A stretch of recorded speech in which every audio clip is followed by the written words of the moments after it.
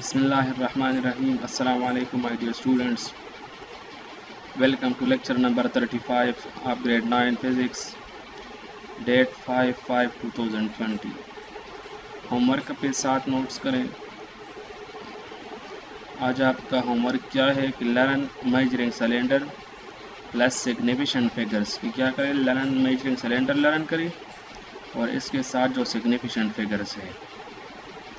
अच्छा, अगर आप लोगों को इससे पहले याद है तो हमने कंसेप्चुअल क्वेश्चन का रिटर्न वर्क स्टार्ट किया था। और इससे पहले लेक्चर में मैंने कंसेप्चुअल क्वेश्चन नंबर 1 से लेकर कंसेप्चुअल क्वेश्चन नंबर 4 तक किया था। अच्छा, आज हम रिटर्न वर्क करेंगे रिमेनिंग कंसेप्चुअल क्वेश्चन जो है 5 से 8 तक। तो कंसेप्चुअल क्वेश्चन नंबर 5 जो है वो है name any four derived units and write them as their base units. कि क्या करें कि एनी फॉर डिराइव्ड यूनिट्स का नाम दे दें और इसको एज ए बेस यूनिट में एक्सप्रेस करें। तो मेथड तो आप वही सेम फॉलो करेंगे कि क्वेश्चन को ब्लू मार्कर से राइट करेंगे, सही है। फिर इसके बाद माइंड मैप बनाएंगे। तो यहाँ हमारे साथ क्या है, डिराइव्ड यूनिट्स है। तो डिराइव्ड यूनिट्स में हमारे साथ क्या है, एक पास्कल है, दूसरा न्यूटन है।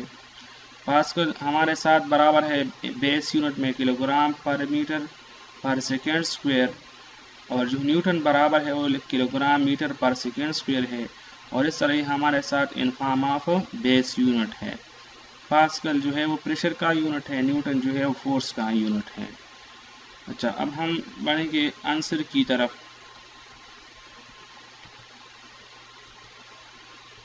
तो आंसर में हमारे साथ क्या है, derived units.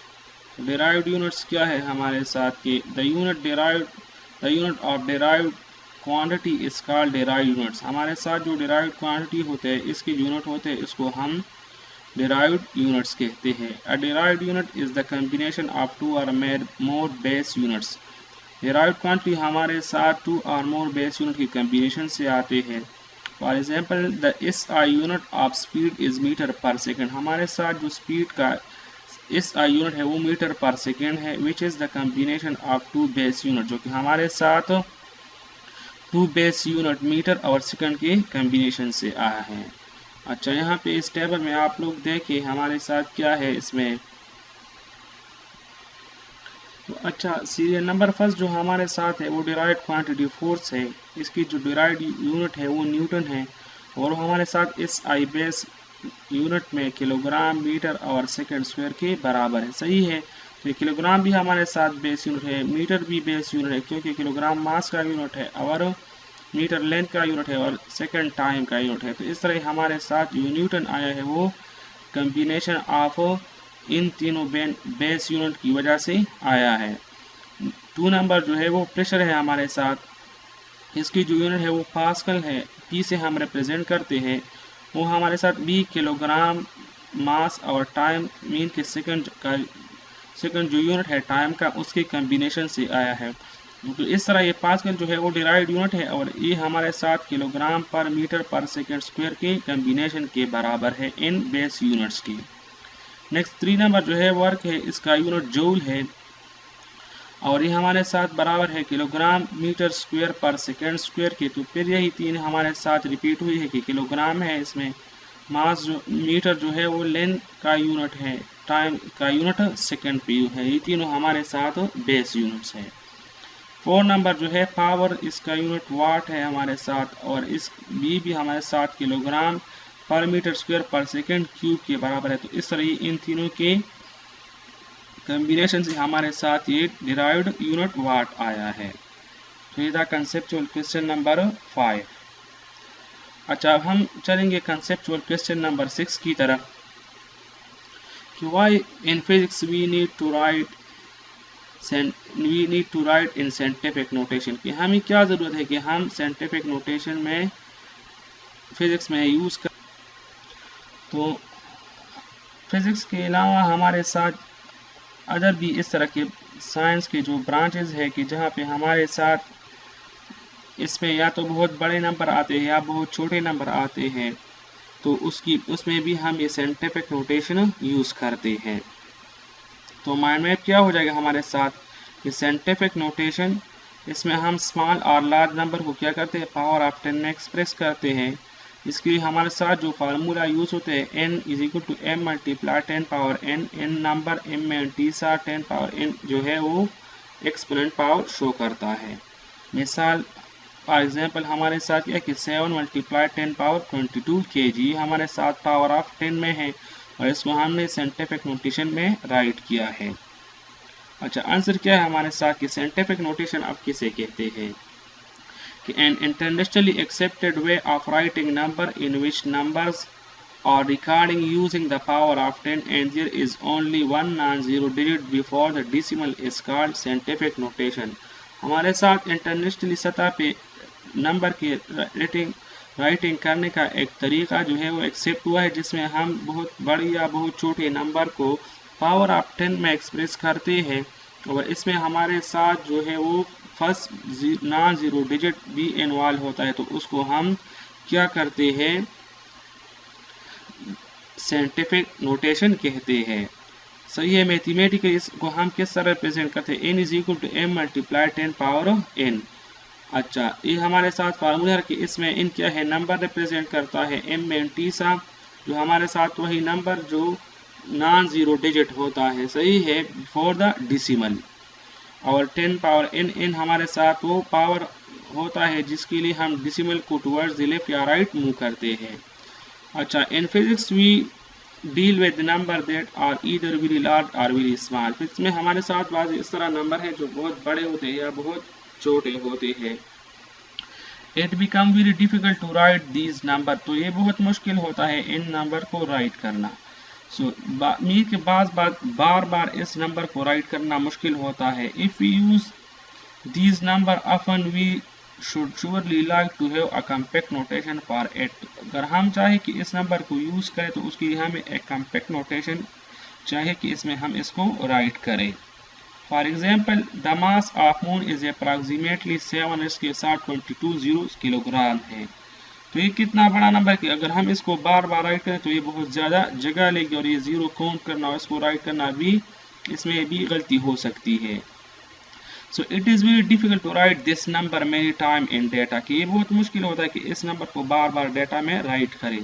So if we write the mass of moon in scientific notation I is equal to 7 multiply 10 power 22 kg, it will be easily to express in many time. अगर हम इस नंबर को scientific notation में express करें से हमारे साथ ये 7 मल्टीप्लाई 10 पावर 22 kg आ जाए, तो ये इसको किसी भी डेटा में एक्सप्रेस करना बहुत ही आसान हो जाता है।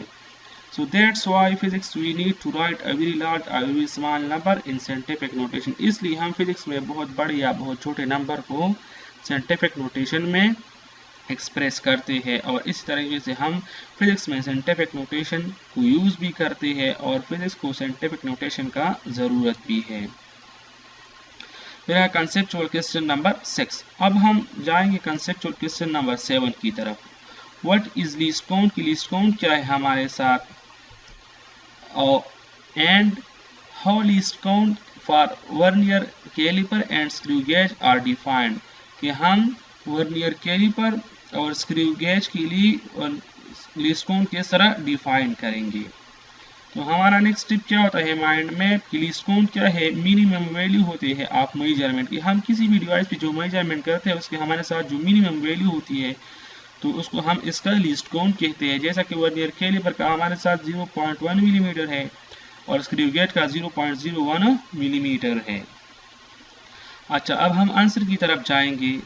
तो लीस्ट काउंट क्या है, it is defined as the minimum value that can be measured on the scale of a measuring instrument called least count, कि वो मिनिमम वैल्यू जिसको हम किसी भी इंस्ट्रूमेंट की स्केल पे मेजर करें इसको हम इस इंस्ट्रूमेंट का लीस्ट काउंट कहते हैं।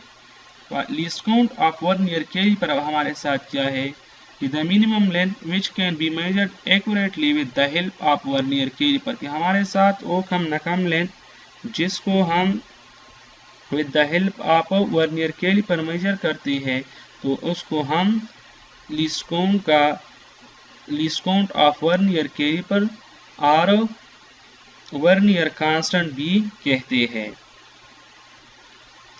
अच्छा, तो अब हम यहाँ पे डिस्कस करेंगे कि लीस्ट काउंट ऑफ 1 ईयर caliper is calculated by 2 method, कि हम लीस्ट काउंट ऑफ 1 ईयर कैलिपर को कितने तरीकों से फाइंड कर सकते हैं। इसके लिए हमारे साथ दो तरीके यूज होते हैं।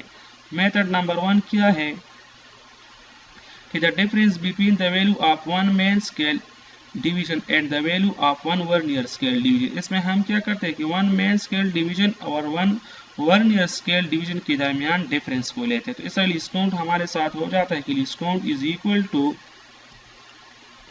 1 main scale division minus 1 vernier scale division. तो अब हमें पता है कि as 1 main scale division is equal to is 1 millimetre and 1 vernier scale division is 0.9 millimetre. तो हमें पता है कि हमारे साथ जो 1 मेन स्केल डिवीजन होते हैं वो 1 मिलीमीटर है, तो उस 1 मेन स्केल की जगह मैं ये 1 पुट करूंगा और 1 वर्नियर स्केल डिवीजन की जगह में ये 0.9 पुट करूंगा। तो इस तरह हमारे साथ लीस्ट काउंट ऑफ 1 ईयर कैलिपर जो हो जाएगा 1 मिलीमीटर माइनस 0.9 मिलीमीटर। तो least count is equal to 0.1 millimetre. तो ये रहा हमारे साथ लीस्ट काउंट ऑफ 1 ईयर कैलिपर। अब हम क्या करेंगे, next least count of screw gauge की तरफ जाएंगे।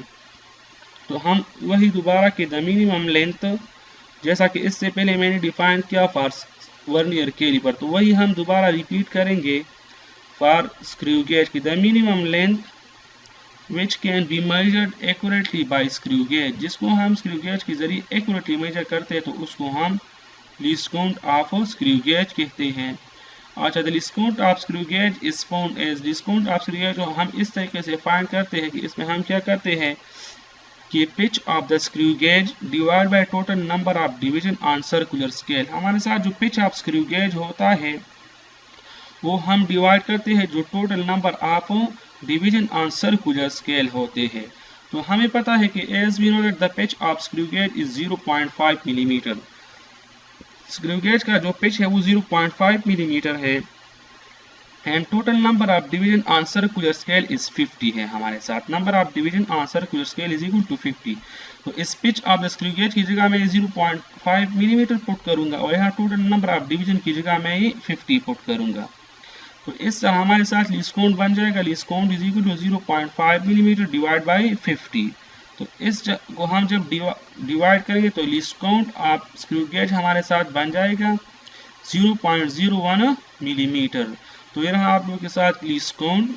फिर इसके बाद मैंने लीस्ट काउंट ऑफ 1 ईयर कैलिपर और least count of screw gauge. ये रहा कंसेप्चुअल क्वेश्चन नंबर 7।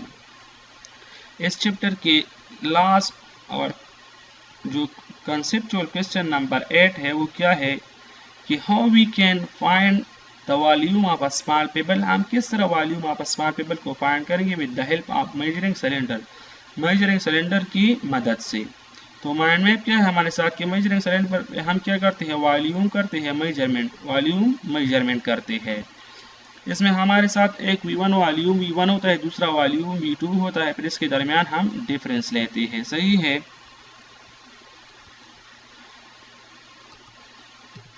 तो डेल V हमारे साथ इनके दरमियान ये डिफरेंस होता है कि del V is equal to V2 minus V1। तो ये रहा आपके साथ mind map. V1 initial volume represent करता है, V2 फाइनल वॉल्यूम। अच्छा, आंसर क्या है, in order to find the volume of a small pebble the following procedure is applied. कि हम क्या करें कि हम स्मॉल पेबल की वॉल्यूम को फाइंड करने के लिए क्या करेंगे, ये फॉलोइंग प्रोसीजर अप्लाई करेंगे। स्टेप 1 क्या है हमारे साथ कि टेक अ मेजरिंग सिलेंडर, हम मेजरिंग सिलेंडर को लेंगे and pour some water in it, और इसमें कुछ वाटर डालेंगे अंटिल इट हाफ इट, हमारे साथ हाफ फिल जाए। Note this volume of water which is V1, कि हम वाटर की इस वॉल्यूम को नोट करेंगे और इसको एज ए V1 का नाम देंगे। अब स्टेप 2 क्या है, know put the payable gently in the cylinder. अब हम आराम से इस पेबल को इस वाटर में डालेंगे and note this volume which is V2, और इस वॉल्यूम को जब हम इसमें पेबल डाल देंगे और इससे वाटर का वॉल्यूम राइज हो जाएगा, तो अब इस वॉल्यूम को जब हम इस साथ नोट करेंगे तो उसको हम एज ए V2 नोट करेंगे। अब स्टेप 3 में हम क्या करेंगे, क्योंकि V2 में तो हमारे साथ वॉल्यूम बढ़ गया जब हमने इस पेबल को डाल दिया बनिस्बत V1 की जब हमने इसमें ये पेबल नहीं डाला था। तो स्टेप 3 क्या है, now find the difference between the two readings. अब हम क्या करें कि V2 और V1 के दरमियान डिफरेंस मालूम करें। Mean V1 and V2 which is the volume of a pebble, जो हमें वॉल्यूम ऑफ अ पेबल देगा। Del V is equal to V2 minus V1।